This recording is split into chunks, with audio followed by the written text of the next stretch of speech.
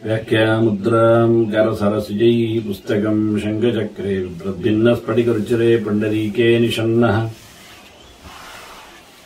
ಅಮ್ಲಾನಶ್ರೀರಮೃತವಿಶತೇರಂ ಶಭಿಪ್ಲಾವಯನ್ ಮಾವಿರ್ಭೂಯಾದನಗ ಮಹಿಮಾ ಮಾನಸೇವಾಗಧೀಶಃ ನಮಸ್ತೆ ಪ್ರಾಣೇಶ ಪ್ರಣತ ವಿಭವಾಯಾಮನಿಮಗಾಹ ನಮಃ ಸ್ವಾಮಿನ್ ರಾಮಪ್ರಿಯತಮ ನಮನ್ ಗುರುಗುಣ ನಮಸ್ತುಭ್ಯಂ ಭೀಮ ಪ್ರಭರತಮ ಕೃಷ್ಣೇಷ್ಟ ಭಗವನ್ ನಮ ಶ್ರೀಮನ್ಮಧ್ವ ಪ್ರದಿಶ ಸುದೃಶನ್ನೋ ಜಯ ಜಯ ಶ್ರೀ ಗುರುಭ್ಯೋ ನಮಃ.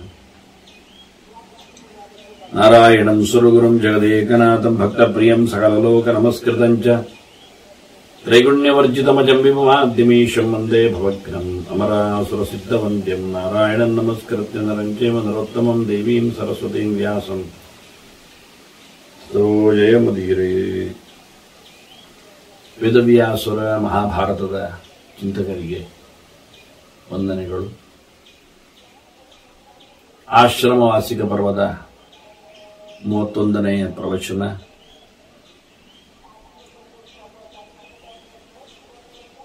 ಧೃತರಾಷ್ಟ್ರನ ಮತ್ತೆ ಗಾಂಧಾರಿಯ ಕುಂತಿಯ ಅವಸಾನದ ಬಗ್ಗೆ ಪ್ರತ್ಯಕ್ಷ ಕೆಲವು ಸಂಗತಿಗಳನ್ನು ಕೇಳಿದ ನೋಡಿದ ನಾರದ ಪಾಂಡವರ 18 ವರ್ಷದ ರಾಜ್ಯಭಾರದ ಕೊನೆಯಲ್ಲಿ ಆದ ಒಂದು ಘಟನೆ, ಅದನ್ನು ತಿಳಿಸಿದ. ಪಾಂಡವರು ತುಂಬಾ ನೊಂದುಕೊಂಡರು, ಪರಿತಪಿಸಿದರು, ಅತ್ತರು ಕೂಗಿದರು. ಅಂತಃಪುರಾಣಾಂಚತದ ಮಹಾನಾಸೀತ್, ಭಾರಿ ದೊಡ್ಡ ಮಟ್ಟಿನ ಮಹಾನ್ ಆತಸ್ವರೋಭವತ್, ಅಳುವ ಕೂಗುವ ಆಕ್ರಂದನದ ನೋವಿನ ಆ ಕೂಗುಗಳು ಎಲ್ಲರಲ್ಲಿಯೂ. ಈ ಜನರು ಕುಂತಿಯ ಗಾಂಧಾರಿಯ ಸ್ತ್ರೀಜನವೂ ಸಹ ಸೇರಿ ಅವರ ಯೋಚನೆ ಮಾಡುತ್ತಾ ಅಳ್ಳಿಕ್ಕೆ ಶುರು ಮಾಡಿದರು. ಧರ್ಮರಾಜನದ್ದು ಊರ್ಧ್ವಭಾವವು, 2 ತೋಳನ್ನೆತ್ತಿ ಸ್ಮರನ್ನ ಮಾತು, ಅಮ್ಮನ ನೆನಪಾಗಿ ಪ್ರರುರೋಧ, ಗಟ್ಟಿ ಕೂಗಿಕೊಂಡ ಯುಧಿಷ್ಠಿರ, ಹಾಗೆ ಮತ್ತೆ ತಮ್ಮಂದಿರು ಭೀಮಸೇನ ಪುರೋಗಾಷ್ಟ ಭ್ರಾತರಃ ಸರ್ವೈವತ್. ಗಟ್ಟಿಯಾಗಿ ಮಾತ್ರ ಸುದ್ದಿ ಬರುವುದು 1-2 ಕಡೆಯಲ್ಲಿ ಮಾತ್ರ ಇಂಥದ್ದು. ಅವಸಾನವನ್ನು ಕೇಳಿಕೊಂಡ ಪಾಂಡವರೆಲ್ಲರೂ ದುಃಖ ಉಮ್ಮಳಿಸಿ ಕೂಗಿದ್ದಾರಂತೆ.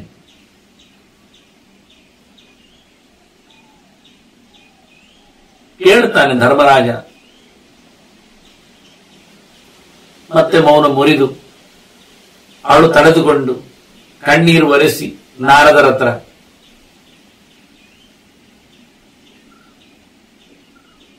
ಏನಾಯ್ತು? ಅನಾಥಸ್ಯೇವ ನಿಧನಂ ತಿಷ್ಟ ಸ್ವಸ್ಮಾಸು ಬಂಧುಷು. ದೊರೆಯ ಸಾವು ಅನಾಥನ ಪಾಡಾಯ್ತಲ್ಲ. ನಾವು ಬಂಧುಗಳಿದ್ರೂ ಕೊನೆಯ ಕಾಲದ ಕಥೆ ಏನಾಯ್ತು ಅಂತಾನೆ. ಯಾರಿಲ್ಲದಿದ್ದಾನೆ. ಒಂದು ನಮಗೆ ಪಾಠ. ದುರ್ವಿಜ್ಞೇಯ ಗತಿ ಬ್ರಹ್ಮನ್ ಪುರುಷಾಣಂ ಮತಿರ್ಮಮ. ಮನುಷ್ಯರ ಕೊನೆ ಏನಿದೆ ಎನ್ನುವುದು ಯಾರಿಗೂ ಅರ್ಥ ಆಗುವುದಿಲ್ಲ. ತಿಳಿಯಲಾರದ ಸಂಗತಿ ಮನುಷ್ಯರ ನಡೆ, ಬದುಕು, ಅವರ ಕೊನೆಯ ಉಸಿರು ಎಲ್ಲವೂ. ಈ ಲೋಕದಲ್ಲಿನ ಮನುಷ್ಯರ ಪಾಡು ಅದು ಯಾರು ಅರ್ಥ ಮಾಡಿಕೊಳ್ಳಿಕ್ಕೆ ಆಗುವುದಿಲ್ಲಲ್ವಾ ಅಂತ ನನ್ನ ಅಭಿಪ್ರಾಯ ಅಂತಾನೆ. ನಿಜವಾಗಿ ಧರ್ಮರಾಜನ ಅಭಿಪ್ರಾಯ ಅದುವೇ. ಅದು ಯಮ ಹೇಳುವ ಮಾತು ಅದುವೇ. ದುರ್ವಿಜ್ಞೇಯ ಗತಿ ಬ್ರಹ್ಮನ್ ಪುರುಷಾಣ ಮತಿರ್ಮಮ. ಇದು ಯಮನ ಆದೇಶದ ಗೆರೆ. ಯಾವ ಕಾಲದಲ್ಲಿಯೂ ಮನುಷ್ಯನ ಹೆಜ್ಜೆಯನ್ನು, ನಡೆಯನ್ನು ಹೇಳಲಾಗದು. ಯಾವತ್ತು ಕೊನೆ ಆಗ್ತದೋ, ಯಾವತ್ತು ಕೊನೆ ನಿಲ್ತದೋ ಗೊತ್ತಿಲ್ಲಲ್ಲೋ ಸ್ವಾಮಿ ಅಂತ ಹೇಳಿ ನಾರದರಲ್ಲಿ ಕೇಳುತ್ತಾನೆ. ಏನು ರಾಜ, ಏನು ರಾಜ, ಏನು ಪೌರುಷ, ನಾಗಾಯುತ ಬಲೋ ರಾಜ ಅಂತಾನೆ.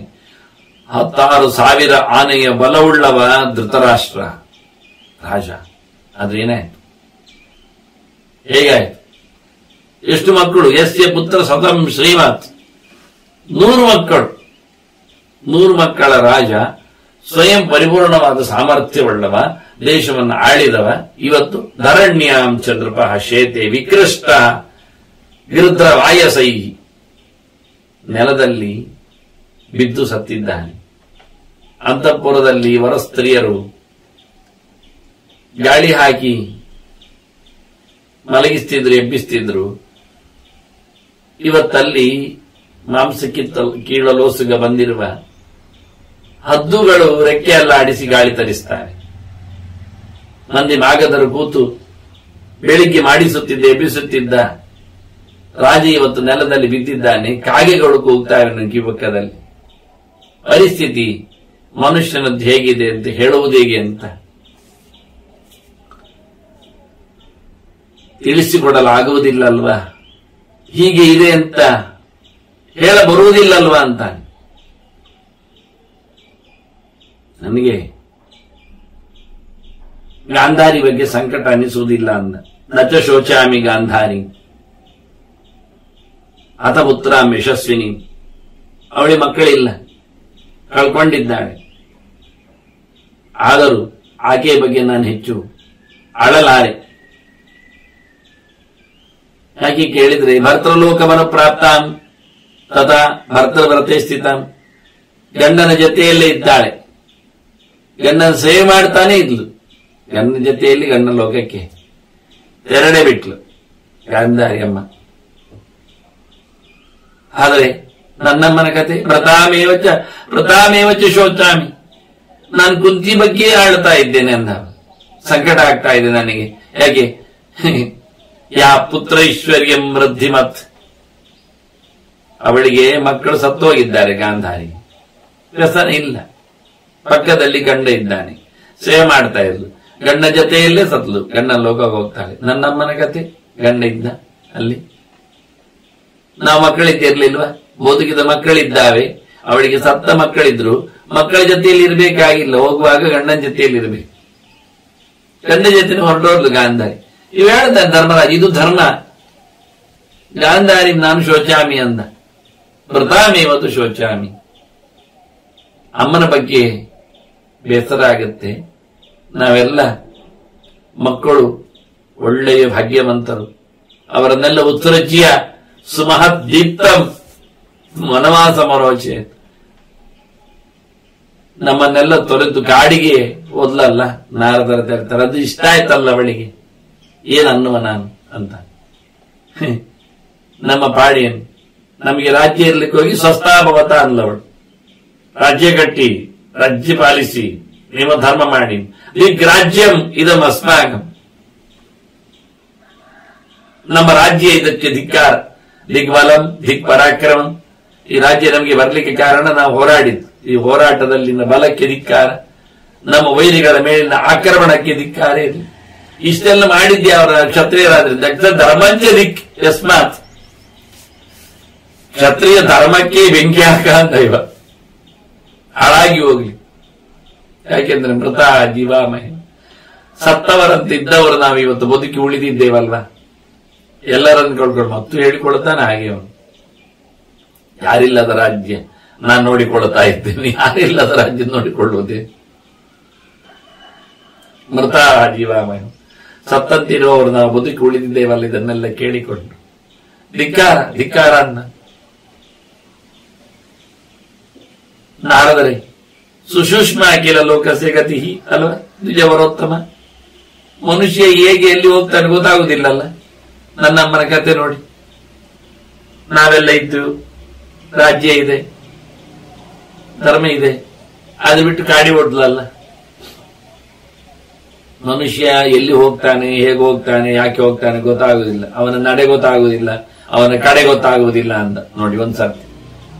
ಒಂದ್ಸರ್ತಿ ಹೇಳ್ತಾನೆ ದುರ್ವಿಜ್ಞೇಯ ಗತಿ ಅಂತಾನೆ, ಸಾಯುವುದು ಹೇಗೆ ಮನುಷ್ಯನದ್ದು ಗೊತ್ತಿಲ್ಲ ಅಂದ. ಇನ್ನೊಂದ್ಸರ್ತಿ ಸುಸೂಕ್ಷ್ಮ ಜಗತಿ ಅಂತಾನೆ, ಭಾರಿ ಸೂಕ್ಷ್ಮರಿ. ಮನುಷ್ಯನ ನಡೆ ಗೊತ್ತಾಗುವುದಿಲ್ಲ, ಮನುಷ್ಯರ ಕಡೆ ಅರ್ಥ ಆಗುವುದಿಲ್ಲ ಅಂತ.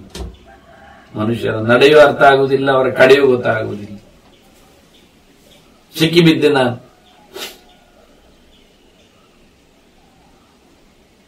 ಇವ ಅರ್ಜುನ ವೃತ ಸಂತರ್ಪಿತ ವನ್ನಿ ಕಾಂಡವೇ ಸವ್ಯಸಾಚಿನ ಎಡಗೈಯಲ್ಲಿ ಹೊಡಿತಾನಂತೆ. ಹೊಡೆದೇನ್ ಮಾಡಿದ? ಕಾಂಡವದಲ್ಲಿ ಬೆಂಕಿಗೆ ಊಟ ಕೊಟ್ಟ. ಅವು ಒಂದು ಕೇಳಲಿಕ್ಕೆ ಭಿಕ್ಷಾರ್ಥಿ ಬ್ರಾಹ್ಮಣಸ್ತಬ್ಧ ರೂಪೇಣ ಬ್ರಾಹ್ಮಣನಾಗಿ ಬಂದು ನನಗೆ ಭಿಕ್ಷೆ ಕೊಡಿ ಕೇಳ್ತಾನೆ. ಸರಿ ಕೊಟ್ಟೆ. ಎಂತದ್ದು? ನಾನು ಬೆಂಕಿ ಇದ್ದೇನೆ, ನನಗೆ ಕಾಂಡವನ್ನು ಸುಡ್ಲಿಕ್ಕೆ ಬಿಡಿ. ನೋಡಿ ಅವನ ಭಿಕ್ಷೆಯ ಕತೆ ಕೇಳಿದ ರೀತಿ ನೋಡಿ. ನಾವು ಧರ್ಮಕ್ಕೆ ಅವನಿಗೆ ಅಗ್ನಿಗೆ ಊಟ ಕೊಟ್ಟೆವು ಕಾಂಡವದಲ್ಲಿ ಅರ್ಜುನ. ಈಗೇನಾಯ್ತು? ಉಪಕಾರಂ ಅಜಾನನ್ ಸಹ ಕೃತಕೃತಿ ಮೇಮತಿ. ನಮ್ಮ ಅಮ್ಮನನ್ನು ಕಾಡಿನಲ್ಲಿ ಬೆಂಕಿಯಲ್ಲಿ ದುಂಗಿ ಹಾಕಿದವ.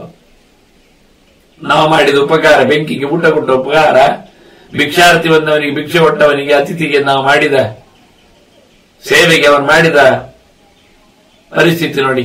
ಮಾಡಿದ್ದನ್ನು ನೆನಪಿಸಿಕೊಳ್ಳಲಿಲ್ಲ. ಕೃತಗ್ರಾಮ ದಿಗಗ್ರೀಂ ದಿಚ್ಚ ಭಾರತಸ್ಯ ವಿಶ್ವತಾಂ ಸತ್ಯ ಧರ್ಮತ. ಮಾತು ಕೊಟ್ಟು ನಡೆಸೇ ಕೊಡ್ತೇನೆ ಅಂತ ಹೇಳಿಕೊಂಡು ಅವನಿಗೆ ಏನ್ ಮಾಡಿದ್? ಮತ್ತೆ ಮೆಲ್ಲ ಹೇಳ್ತಾನೆ, ನಾನು 5-6 ಸರ್ತಿ ಟ್ರೈ ಮಾಡಿದ್ದೇನೆ ಕಾಂಡವ ಕಡಿಲಿಕ್ಕೆ, ಆದ್ರೆ ಅದು ಬಿಟ್ಟಿಲ್ಲ ಇಂದ್ರ. ಅಲ್ಲಿ ಅವನಿಗೆ ಬೇಕಾದವರು ತಕ್ಷಕಾದಿಗಳೆಲ್ಲ ಇದ್ದಾರೆ ಅಂತ ಹೇಳಿಕೊಂಡು, ಅದಕ್ಕೆ ನಾನು ನಿಮ್ಮ ಹತ್ರ ಕೇಳಿದ್, ನಾನು ನಮಗೆ ಊಟ ಕೊಡುವಂತ, ಅದನ್ನು ಸುಡ್ಲಿಕ್ಕೆ ಬಿಡುವಂತ. ಅಲ್ಲಿ ಯಾವ ವಸ್ತು ಹೊರಗೋಗ್ಬಾರದು, ಪ್ರಾಣಿಗಳು ಮರಗಳು ಎಲ್ಲ ನನಗೆ ಬೇಕು ಅಂತ. ನನಗೆ ಯಜ್ಞ ಮಾಡಿ ಮಾಡಿ ಯಾರು ಅವರೆಲ್ಲ ಆ ಆಜ್ಯ ಆಹಾರ ತಿಂದು ತಿಂದು ಎಲ್ಲ ಜಡ ಹಿಡಿದೋಗಿದೆ, ಜಾಡ್ಯ ಬಂದಿದೆ, ವೆರೈಟಿ ಟೇಸ್ಟ್ ಇಲ್ಲ ನನಗೆ. ಹಾಗಾಗಿ ಇಲ್ಲಿ ಸತ್ವಗಳು, ಸಾವಿರಾರು ಪ್ರಾಣಿಗಳು, ಮರವಟ್ಟುಗಳೆಲ್ಲವೇ. ಒಂದ್ ಸರ್ತಿ ನಾಲಿಗೆ ಸರಿ ಮಾಡಿಕೊಳ್ಳಬೇಕು, ನಾನು ಇದನ್ನೆಲ್ಲ ನುಂಗಬೇಕು ಅಂತ ಅವ ಹೇಳಿದ ಕಥೆಗಳು. ಆಯ್ತು ಅಂತ ಹೇಳಿ ಬರತಕ್ಕ ವಿಘ್ನಗಳನ್ನೆಲ್ಲ ಮಳೆ ಸುರಿಸಿದ ಇಂದ್ರ. ಬಾಣದ ಪಂಜರ ಕಟ್ಟಿ ಬೆಂಕಿ ಸುಡುವಾಗಿ ಮಾಡಿದ. ಓಡೋದ ಹಾವು ಕತ್ತರಿಸಿ ಕೆಳಗೆ ಹಾಕಿದ. ನಮ್ಮೆ ಹಾಕಿದ ಮಯಾಸುರ ಇಟ್ಟುಕೊಟ್ಟ ಕೃಷ್ಣನನ್ನು ಕೇಳಿದ್ದಕ್ಕೆ. ಅವನೊಂದು ದಮ್ಮೆ ಹಾಕಿದ್ದಕ್ಕೆ ರಕ್ಷಣೆ ಮಾಡ್ಲಿಕ್ಕುಂಟು. ಎಲ್ಲಾ ನೀನು ಕೇಳಿದ್ದಿ ಸರಿ, ಆದ್ರೆ ನೀವು ದಮ್ಮೆ ಹಾಕಿದ್ರೆ ನೀವು ನನ್ನ ಅನ್ಕೊಳ್ಳೋದು. ಹೀಗೆ ಕೆಲವೇ ಕೆಲವು ವಿಚಾರಗಳಲ್ಲಿ ಕಾಂಡವನ ಅಗ್ನಿ ಆಹುತಿ ಕೊಟ್ಟಿ. ಅರ್ಥ ಆಯ್ತಲ್ಲ ನಿನ್ನ ಸತ್ಯವಾದಿತ್ವ, ಮಾತು ಕೊಟ್ಟು ನಡೆಸಿಕೊಟ್ಟಿದ್ದೇನೆ, ಹೋ ಹೊಡಿ ಪಡಿ ಹೇಳಿಕೊಂಡು ನಿನ್ನ ಸತ್ಯಸಂಧತೆ, ಕೀರ್ತಿ, ಇವತ್ತು ಬೆಂಕಿ ನಮ್ಮ ಅಮ್ಮನನ್ನು ನುಂಗಿದೆ. ಅದಕ್ಕಾದ್ರೂ ಬೋಧ ಬೇಡ ಬೆಂಕಿಗೆ, ನಮ್ಗೆ ಉಪಕಾರ ಮಾಡಿದ್ದಾನೆ, ಅವಳನ್ನು ಸುಡಲಾರೆ ಅಂತ ನಿಲ್ಲಿಲ್ಲ.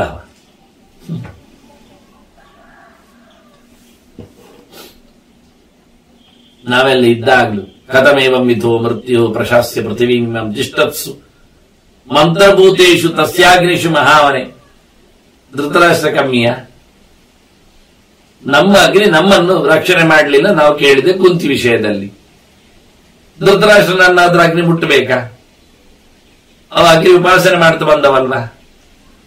ಯಾಜಕರವನೊಟ್ಟಿಗೆ ಹೋಗ್ತಿದ್ರಲ್ಲ, ಹೋಮವನ್ನ ಆಗ್ತಿತ್ತಲ್ಲ, ದಿನ ಅಗ್ನಿಹೋತ್ರ ಉಂಟಲ್ಲ, ಅವನೇ ಆಹುತಿ ಕೊಟ್ಟು ದಿನಾ ಹೋಮ ಮಾಡುತ್ತಿರುವ, ಅಗ್ನಿಯನ್ನು ರಕ್ಷಣೆ ಮಾಡುತ್ತಿರುವ, ರಾಜ್ಯಭಾರ ಮಾಡಿದ್ದ ರಾಜನಿಗೆ ಈ ಪರಿಸ್ಥಿತಿ ಬೇಕಾ? ಮಂತ್ರಭೂತವಾದ ಅಗ್ನಿಗಳೇ ಅವನನ್ನು ಕೊನೆ ಹೊತ್ತಿನಲ್ಲಿ ಗೊತ್ತಿಲ್ಲದಂತೆ ಕಬಳಿಸಬೇಕಾ? ಆಗದು. ಇವಿದ್ದ ಕೊನೆ ಹೊತ್ತಿನಲ್ಲಿ ಹಾಗೆ ಕರೆದಿರ್ಬೇಕು ನನ್ನನ್ನಲ್ವಾ?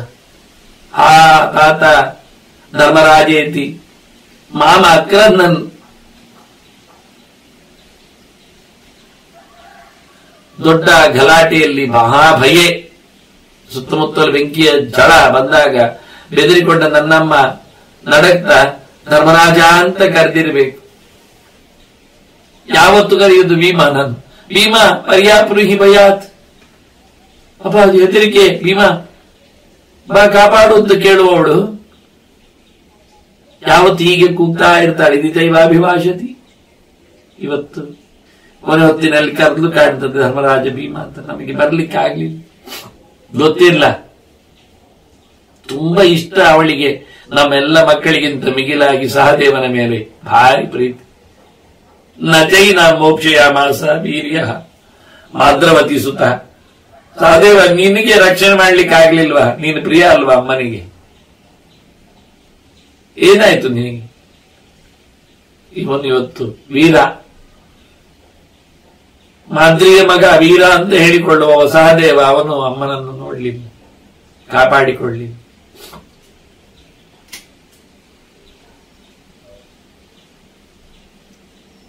ಬಹಳ ಸಂಕಟಪಟ್ಟು ಹೇಳಿದ. ವೈಶಂಪ ಜನಮೇಜನ ಹೇಳ್ತಾನೆ, ಏನ್ ದುಃಖ, ಏನ್ ದುಃಖ.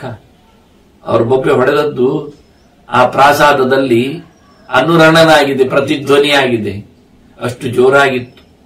ದುಃಖಾರ್ಥ ಪಂಚ ಪಾಂಡವ ಭೂತಾನೀವ ಯುಗಕ್ಷಯೇ, ಪಂಚಭೂತಗಳು ಯುಗಾಂತದಲ್ಲಿ ಹೇಗೆ ಬೊಬ್ಬಿರಿತಾವೋ ಹಾಗಾಯ್ತಂತೆ ನೋಡಿ.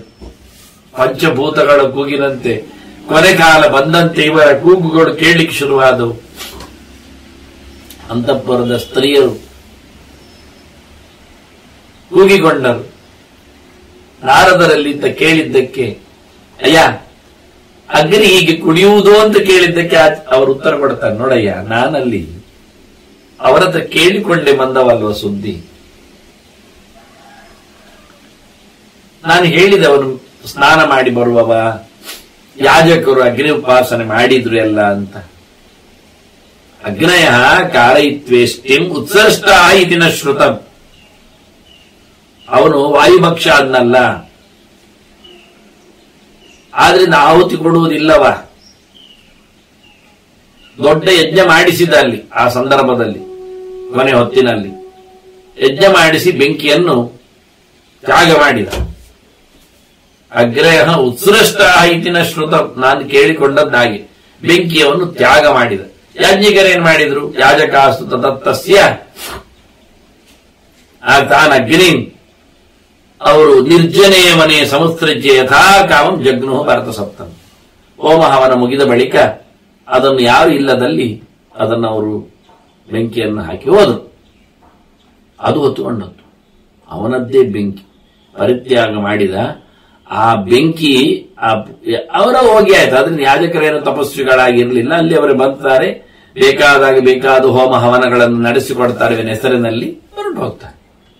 ಹಾಗೆ ಅವರು ಅಗ್ನಿಯನ್ನು ನೀವು ಬಿಟ್ಟದ್ರಿಂದ, ಅಗ್ನಿಯನ್ನು ಸಮಾರೋಪ ಮಾಡದೇ ಇದ್ದದ್ರಿಂದ ಅಗ್ನಿ ಶಾಂತ ಆಗಿರಲಿಲ್ಲ. ಯಾರಿಲ್ಲದ ಜಾಗದಲ್ಲಿ ಅದನ್ನು ಬಿಟ್ಟಿದ್ದಾರೆ. ಅದಕ್ಕೆ ಹೇಳಿದ್ದು ಅಥವಾ ಸಮುದ್ಭೂತ ಅಂತ ನಾರದಿಂದ ಹೇಳಿದ್ದು. ಅದು ಗಾಳಿಯ ಚಮತ್ಕಾರ, ಗಾಳಿ ಅದನ್ನು ಎಬ್ಬಿಸಿಕೊಂಡಿದೆ. ತೇನದ ದ್ವನಂ ಅದೀಪ್ತಂ ಇತಿತೇ ತಾಪಸಾ ಬ್ರುವನ್. ಆ ತಪಸ್ವಿಗಳು ಹೇಳಿದ್ರು, ಇದು ಧೃತರಾಷ್ಟ್ರನೇ ಬಿಟ್ಟ ಬೆಂಕಿ, ಅದೇ ಹತ್ತಿಕೊಂಡದ್ದು, ಅದೇ ಅವನನ್ನು ಕಬಳಿಸಿದ್ದು. ಆದ್ರಿಂದ ಅವನದ್ದೇ ಬೆಂಕಿಯಲ್ಲಿ ಏವಂ ಸ್ವೇನ ಅಗ್ನಿನ ರಾಜ ಸಮಾಯುಕ್ತ ಮಹೀಪತಿ. ಬೆಂಕಿ ಉಪದ್ರವ ಮಾಡಲಿಲ್ಲ, ಬೆಂಕಿ ಅವರಿಗೆ ಸಹಾಯ ಮಾಡಿತ್ತು. ಯಾರದ್ದು ಬೆಂಕಿ ಹಿಡಿದದ್ದಲ್ಲ, ಅವರದ್ದೇ ಬೆಂಕಿ ಅವರನ್ನು ಉಪಾಸನೆ ಮಾಡುತ್ತಿರುವವನ ಬೆಂಕಿ ಕೊನೆ ಹೊತ್ತಿನಲ್ಲಿ ಅವನ ದೇಹವನ್ನು ಸುಡಲಿಕ್ಕೆ ಬೇಕದು. ಅಲ್ಲಿಗೆ ಮುಗಿಯಿತು, ಎಂಡ್. ಅವನು ಉಪಾಸನೆ ಮಾಡಿಕೊಂಡ ಬೆಂಕಿಯ ಕಥೆ. ಆದರೆ ಧೃತರಾಷ್ಟ್ರನೇ ಉಪಾಸನೆ ಮಾಡಿದ ಬೆಂಕಿ ಅದು, ಅವನನ್ನೇ ಅದು ಅಪೋಷಣ ಪಡೆದಿದೆ. ಆದ್ರೆ ನೀನು ಅಳ್ಳಿಕ್ಕೆ ಹೋಗ್ಬೇಡ. ಮಾ ಶೋಚೇತಾಸ್ತ್ವಂ ನೃಪತಿಂ, ಮಾ ಶೋಚಿತಾಸ್ತ್ವಂ ನೃಪತಿಂ ಗತಸ್ಸ ಪರಮಾಂಗತಿಂ. ಅವನು ಉತ್ತಮವಾದ ಲೋಕವನ್ನೇ ಪಡೆದಿದ್ದಾನೆ. ಗುರು ಶುಶ್ರೂಷೆಯಾಚ ಜನನಿ, ನಿನ್ನ ಅಮ್ಮನು ಹಾಗೆ, ನೀನ್ ಬೈಬೇಡ.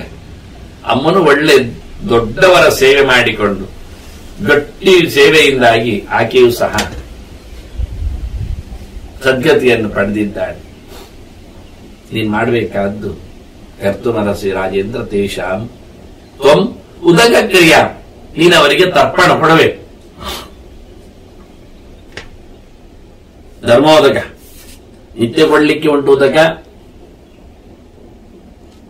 ಉದಕ ಕೊಡುವಾಗ, ನೀರು ಕೊಡುವಾಗ ತಿಲೋದಕಮುಪತಿಷ್ಠತು, ಆ ನಂತರ ಕೇಶೋದಕಮುಪತಿಷ್ಠತು, ವಾಸೋದಕಮುಪಶಿಷ್ಠತು ಅಂತ ಹೇಳಿ ಶಿಖೋದಕ ಇವೆಲ್ಲ ಕೊಡ್ಲಿಕ್ಕೆ ಪ್ರತಿನಿತ್ಯ 10 ಆ ನಂತರ ಕೊನೆಯ ದಿನ ಅಥವಾ ಕೆಲವೊಮ್ಮೆ 10 10 ದಿನ ಕೊಡುವುದರಲ್ಲಿಯೂ 3 ಹೊತ್ತು ಕೊಡುವುದರಲ್ಲಿ ಅರ್ಥ ಇದೆ. ಅದರಲ್ಲಿ ವಿಶೇಷ ಮುಳುಗಿಕೊಂಡು ಬಂದು ಒದ್ದೆ ಬಟ್ಟೆಯಲ್ಲಿಯೇ ನಡೆಸುವಂಥದ್ದು. ಇದನ್ನೇ ಹೇಳ್ತಾರೆ ನಾರದರು, ನೀನು ಉದಕ ಕ್ರಿಯೆಯನ್ನು ಮಾಡು. ದಿನಕ್ಕೆ 1 ಹೆಚ್ಚಿಗೆ, ಇವತ್ತು 1 ತರ್ಪಣ, ನಾಳೆ 2 ತರ್ಪಣ, ದಿನ ಲೆಕ್ಕಾಚಾರದಲ್ಲಿ ತರ್ಪಣ, 15 ದಿನ 10 ತರ್ಪಣ. ಹಾಗೆ ಮಾಡಿದ್ರು ಕೌಂಟ್ ಆಗುವುದಷ್ಟೇ. ಹಾಗೆ ತರ್ಪಣವನ್ನು 100 ಗಟ್ಟಲೆ ತರ್ಪಣ ಆಗ್ತದೆ. ತರ್ಪಣ ಕೊಡು, ನೀನು ಮಾಡು. ಭ್ರಾತೃಭಿಃ ಸಹಿತ ಸರ್ವೈಹಿ ಯಾರೆಲ್ಲ ಇಲ್ಲಿದ್ದಾರೆ ಸಂಬಂಧಪಟ್ಟವರೆಲ್ಲ ಅವರೆಲ್ಲರೂ ಸೇರಿಕೊಂಡು ತಮ್ಮಂದಿರನ್ನು ಸಂಬಂಧಪಟ್ಟವರ ಏತದತ್ರ ವಿಧಿಯ ತಮ್ಮಿದು ಶುರು ಮಾಡಿ ಕೆಲಸ ಮಾಡಿ ಅಂತ ಸರಿ ಅಂತ ಹೇಳಿ ಎಲ್ಲರೂ ಸಹ ಸೇರಿಕೊಂಡು ಗಂಗೆಗೆ ತೆರಳಿದ್ರು. ತರ್ಪಣದ ನೀರು ತಂದು ಕೊಡುವುದಲ್ಲ, ನೀರಿದ್ದಲ್ಲಿ ಹೋಗಿ ಕೊಡಬೇಕು, ಭೋಗಸೆ ತುಂಬ ತರ್ಪಣದ ಕೆಲಸ. ಅದಿಂದ ಗಂಗಾಂ ಪ್ರಜಗ್ಮುಹು ಅಭಿತಃ ವಾಸೇನೈಕೇನ ಸಮೃತ. ಒಂದು ಬಟ್ಟೆ ತರ್ಪಣ ಕೊಡುವಾಗ ಬಟ್ಟೆ ಎರಡಿಲ್ಲ, ಒಂದು ಬಟ್ಟೆಯಿಂದ ಒಂದು ಬಟ್ಟೆಯನ್ನು ಮಾತ್ರ ಹೊತ್ತುಕೊಂಡು ಅಂತಃಕಚ್ಚರಾಗಿ ಕ್ರಮ ಒದ್ದೆ ಬಟ್ಟೆಯಲ್ಲಿ ಮುಳುಗಿ ತಥೋವಗಾಖಿಯ ಸಲಿಲೆ ನೀರಿನಲ್ಲಿ ಮುಳುಗಿ ಮೇಲೆದ್ದು ಬಂದು ಮೈ ಒರೆಸಿಕೊಳ್ಳದೆ ಸರ್ವೇತೆ ಕುರುಪುಂಗವಾಹ ಅವರೆಲ್ಲರೂ ತರ್ಪಣ ಕೊಡಲಿಕ್ಕೆ ನಿಂತಿದ್ದಾರೆ. ಯುತ್ಸುಂ ಅಗ್ರತಕೃತ್ವ ಮುಖ್ಯವಾಗಿ ಅವನ ನಿಜವಾದ ಮಗ ಅಲ್ಲಿದ್ದಾನೆ. ಹಾಗಾಗಿ ಅವನನ್ನು ಮೊದಲಿಟ್ಟುಕೊಂಡು ಯೂತ್ಸನ್ನು ಮೊದಲಿಟ್ಟುಕೊಂಡು ದದುಹು ತೋಯಂ ಮಹಾತ್ಮನೇ ಧೃತರಾಷ್ಟ್ರನಿಗೆ ಎಲ್ಲರೂ ಸಹ ಜಲತರ್ಪಣವನ್ನು ಕೊಡ್ತಾ ಇದ್ದಾರೆ. ಗಾಂಧಾರ್ಯಾಶ್ಚ ಪೃತಾಯಾಶ್ಚ ವಿಧಿವತ್ ನಾಮಗೋತ್ರತಃ. ತರ್ಪಣ ಕೊಡುವಾಗ ಸುಮ್ಮನೆ ಕೊಡ್ಲಿಕ್ಕಿಲ್ಲ, ಅವರ ನಾಮ ಅವರ ಗೋತ್ರ ಎರಡನ್ನೂ ಹೇಳಿಕೊಂಡು ಕೊಡಬೇಕು. ಹಾಗಾಗಿ ತರ್ಪಣ ಇದೆಲ್ಲ ಶ್ರಾದ್ದ ಈ ವಿಧಿಗಳಲ್ಲೆಲ್ಲ ಬೇಕಾದಷ್ಟು ವಾಕ್ಯಗಳಿವೆ. ನಾನು ಶ್ರಾದ್ದ ಸಮೀಕ್ಷಾ ಅಂತ ಒಂದು 16 ಎಪಿಸೋಡ್ ಕೊಟ್ಟಿದ್ದೆ. ಅದರಲ್ಲಿ ತರ್ಪಣದ ಬಗ್ಗೆ ಬಹಳಷ್ಟು ಮಾತುಗಳನ್ನು ಹೇಳಿದ್ದೇನೆ, ಹೇಗೆ ಏನು ಎಂತದ್ದು ಅಂತ. ಇನ್ನೂ ಒಂದೆರಡು ಎಪಿಸೋಡ್ಗಳನ್ನು ಅದಕ್ಕೆ ಆಡ್ ಮಾಡಲಿಕ್ಕಿದ್ದೇನೆ ಶ್ರಾದ್ದ ಸಮೀಕ್ಷೆಗೆ, ಅದಿರಲಿ.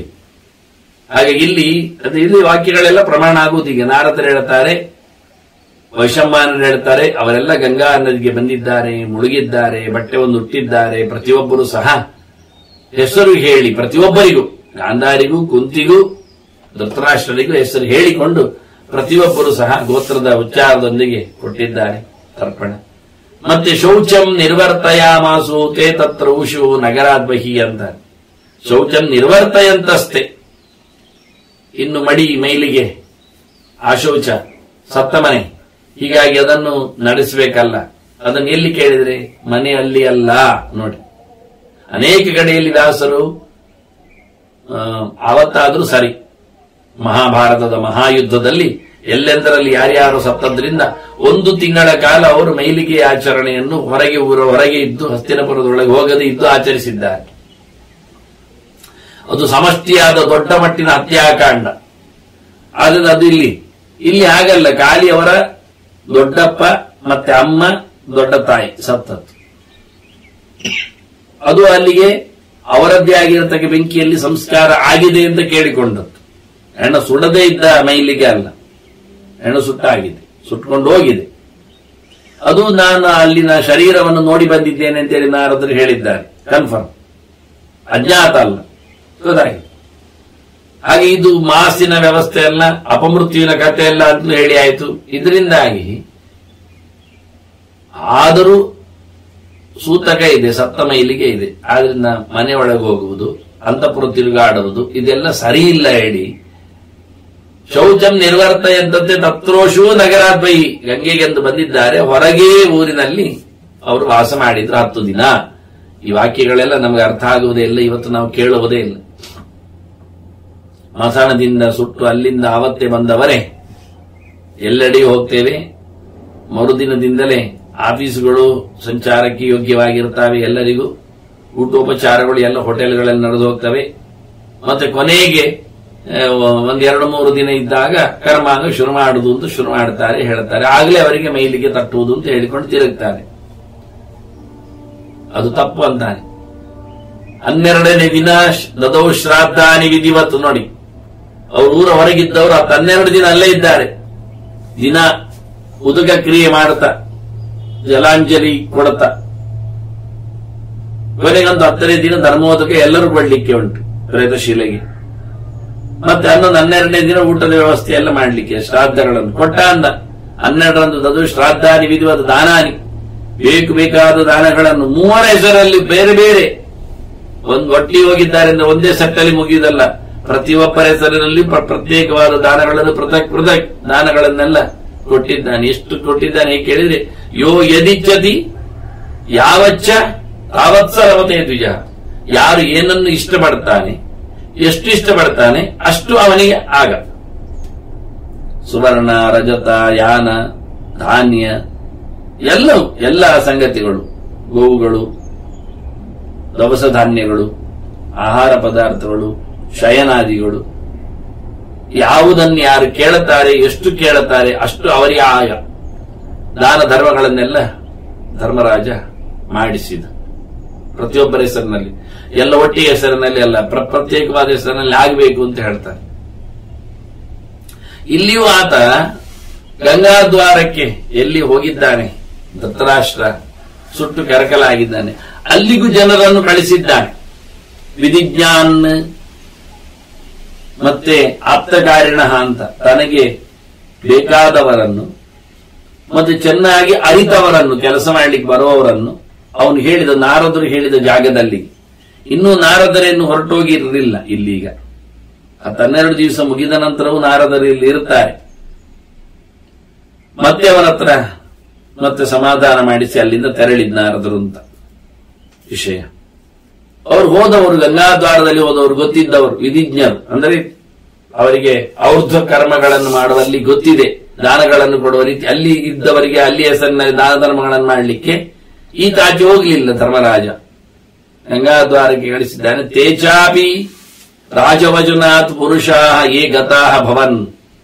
ಅಲ್ಲಿ ಹೋಗಿ ಯಾರೆಲ್ಲ ಕೆಲಸ ಮಾಡಲಿಕ್ಕೆ ನಿಂತಿದ್ದಾರೆ ಅವರೆಲ್ಲ ಸಂಕಲ್ಪ್ಯ ತೇಷಾಂ ಕುಲ್ಯಾನಿ ಪುನಃ ಪ್ರತ್ಯಾಗಮನ್ ತತಃ. ಅವರಲ್ಲಿ ಕೆಲಸ ಎಲ್ಲ ಮುಗಿಸಿ ಬಂದಿದ್ದಾರೆ. ಇತ್ತ ಗಂಗೆಗೆ ಇವತ್ತು ತರ್ಪಣಕ್ಕೆ ಹೋಗುವಾಗಲೇ ಅತ್ತ ಬೇಕಾದವನು ಕಳಿಸಿಕೊಟ್ಟಿದ್ದಾನೆ ಅಲ್ಲಿ ಕರ್ಮಾಂಗಗಳನ್ನು ಮಾಡುವಂತೆ. ಅಲ್ಲಿ ಈಗಾಗಲೇ ಹೆಣಂತು ಹೋಗಿದೆ, ಹಾಗಾಗಿ ಅಸ್ಥಿ ವಿಸರ್ಜನೆ ಮಾಡುವ ಕೆಲಸ ಮತ್ತು ಕೆಲವು ದಾನಾದಿಗಳನ್ನು, ಅಲ್ಲಿಯ ಶುದ್ಧಿಯ ವ್ಯವಸ್ಥೆ, ಇವನ್ನೆಲ್ಲ ಅವರು ವಿಧಿಜ್ಞರು ಮಾಡಿದ್ದಾರೆ. ಹಾಗೆ ಅಲ್ಲಿ ಕಳಿಸಿದ್ದಾನೆ. ಇಲ್ಲಿ ತಾನು ಅವರ ಹೆಸರಿನಲ್ಲಿ ದಾನಾದಿಗಳನ್ನೆಲ್ಲ ಕೊಟ್ಟು ಸಂತೋಷಪಡಿಸಿದ್ದಾನೆ ಎಲ್ಲರನ್ನೂ ಸಹ. ಕೊನೆಗೆ ಅಲ್ಲಿ ಹೋಗಿ ಬಂದವರು ಸಹ ಕ್ರಿಯೆಯನ್ನು ನಡೆಸಿಕೊಟ್ಟಿದ್ದೇವೆ ಅಂತ ಇವನಿಗೆ ರಿಪೋರ್ಟ್ ಮಾಡ್ತಾನೆ, ನಡೆಸಿಕೊಟ್ಟದ್ದರ ಬಗ್ಗೆ. ಹೀಗೆ ಎರಡೆರಡು ಕಡೆಗಳಲ್ಲಿ ಉತ್ತಮವಾದಂತಹ ಔರ್ಧ್ವದೇವಿ ಕರ್ಮಗಳನ್ನು ಎಲ್ಲರ ವಿಷಯದಲ್ಲಿ ಮಾಡಿ ಕೊನೆಗೆ ರಾಜ್ಯಭಾರವನ್ನು ಮಾಡ್ತಾ ಇದ್ದಾನೆ ಧರ್ಮರಾಜ. ಏನು ಇಷ್ಟ ಇಲ್ಲ ಅಂದ್ರೆ ನಿನ್ನ ಅತಿ ಪ್ರೀತ ಮನಸ್ತದಾ ಅಂತ ಧಾರಯಾಮಾಸ ತದ್ರಾಜ್ಯಂ. ಅಲ್ಲಿನ ರಾಜ್ಯವನ್ನು ಆತ ನೋಡಿಕೊಳ್ಳುತ್ತಾ ಇದ್ದಾನೆ. ಆದ್ರೆ ಅವನು ಅದರ ಮೇಲೆ ಪ್ರೀತಿ ವಿಶೇಷ ಇಲ್ಲ. ಅಂದ್ರೆ ರಾಜ್ಯದ ಮೇಲಿನ ಮೋಕೆಯಿಂದ ರಾಜ್ಯ ಮಾಡ್ತಾ ಇಲ್ಲ. ಹಿಂದೆ ಹೇಳಿದ್ದವನು ಕೇವಲ ಮಾಡಬೇಕು ಅಂತ ಮಾಡಬೇಕು, ಸಂಪತ್ತಿಗೋಸ್ಕರ ಅಲ್ಲ. ಈಗಾಗಲೇ ದುರ್ವ್ಯವಸ್ಥೆಯಿಂದ ರಾಜ್ಯ ನಮಗೆ ಸಿಕ್ಕಿದಾದ್ರಿಂದ ಅಲ್ಲಿ ಅರ್ಥಕ್ಕೋಸ್ಕರ ವ್ಯವಸ್ಥೆ ಇಲ್ಲ.